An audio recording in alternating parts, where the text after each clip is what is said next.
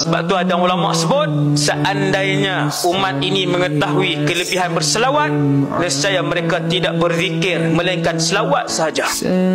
Salahkah selawat sahaja sehari semua sekali? Tak salah. Sesiapa yang berselawat kepada Muhammad sekali, apa kelebihan dia? Allah berselawat kepadanya 10 kali. Tuan-tuan perasan tak? Semua zikir Allah bagi ganjaran ni, ganjaran boleh. Allah boleh tentu ganjaran dia.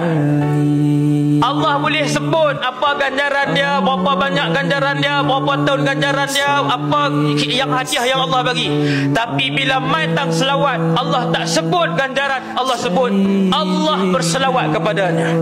Tak boleh nak sebut ganjarannya. Maka Allah mengambil tempat untuk memberikan ganjaran itu dengan Allah berselawat kepada orang yang berselawat kepada Nabi sallallahu alaihi wasallam.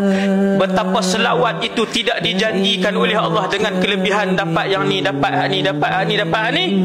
Allah nak bagi kita fikir, aku tak sebut kelebihan yang boleh diberikan, melainkan kelebihan itu hanya boleh diberikan dengan aku menyebutkan aku sendiri berselawat kepada orang yang berselawat itu. Itu kelebihan dia.